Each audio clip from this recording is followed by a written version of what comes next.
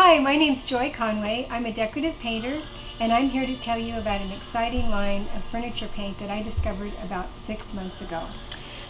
Vintage Market and Design furniture paint was developed by Edward Martin and Hui Win in Albuquerque, New Mexico, and it's a clay and chalk-based paint. And the wonderful thing about this product is you don't have to sand or prime your wood or metal surfaces before you paint. So all you need to do is find a nice piece of furniture and take a damp cloth or a paper towel and wipe off all the dust. If you've got a piece that is a laminate or veneer and very shiny and very slick, what you would want to do is just get your regular 80 or 60 grit sandpaper and just do a little bit of sanding to give it a light tooth, not a lot of heavy sanding. You don't have to worry about getting the other finish off. All you're doing is giving it a little bit of tooth to hang on to. Now the other exception when you're using this line is every once in a while, if you're working on certain types of wood that have a lot of red or orange or pink tannins in them, such as cherry or mahogany or red oak, you may find that the tannins will come through. The chalk-based paint, just like any other chalk-based line, is very absorbent and it will draw those tannins out, and there's a way to get around that too. So if you happen to find a great vintage piece at a garage sale and it is mahogany or cherry or red oak, you can use their product, block it, to take care of those tannins coming through. This is the only product in the entire line that is not low VOC and environmentally friendly, and that's because it's got shellac in it, which is necessary to stop those stains. And it's a wonderful product. It still doesn't smell very strong, but that will take care of all that staining problem, and you can go right over it many times with just one coat of your paint and have a beautiful, smooth, matte finish. After you do that, either wipe off your dust, do a little bit of sanding on your slick surface, or use your block it on your redwoods. You are ready to go and apply your paint. And let me tell you a little bit about the brushes. We've got a couple kinds here, but there's different ways, different types of brushes. There's the flathead brush, and then there's the ovals, which are the type that are used a lot for this furniture paint. These are the type that they developed in Europe, and they're beautiful in that there's a lot of bristles in there. It's going to pick up a lot of paint for you. You're not going to have to keep dipping in and dipping in to cover your piece of furniture. It's going to enable you to do some nice big strokes just with one dip. The paints, the brushes come in boar's head, and the flat ones are in nylon.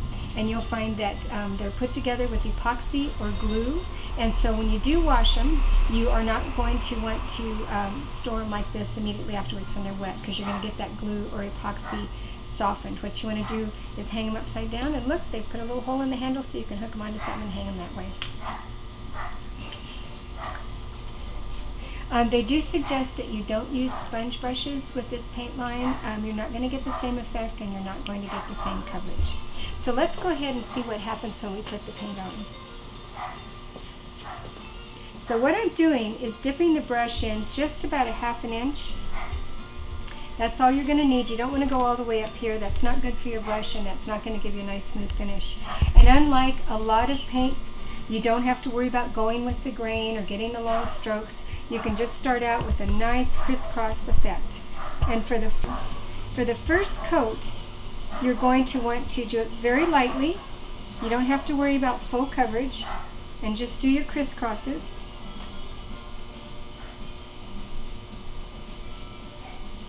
And you can see just the little amount that I'm going over it, the nice coverage I'm getting already. Wait till you see the second coat. And after we get this first coat on, what you're going to want to do is let this dry for just a couple hours.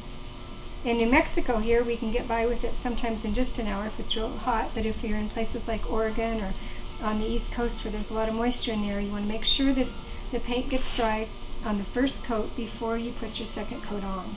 That's going to help you to not have any reactions later on, and you want to be aware that the difference between the paint being dry to the touch and being cured is more time.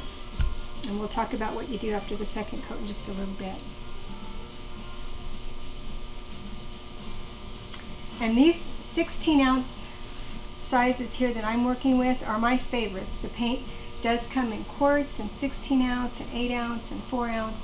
And I'm finding for me, I love this size because I can get a couple pieces of furniture out of it and still have a little bit of paint left for touch-up. I just did a couple of nightstands with one of these, and I've got enough left to touch it up later if I ever need to.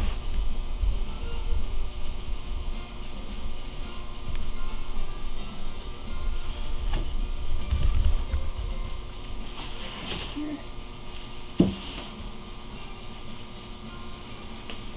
Okay, and that's it for our first coat. We're going to let that dry for just a little bit.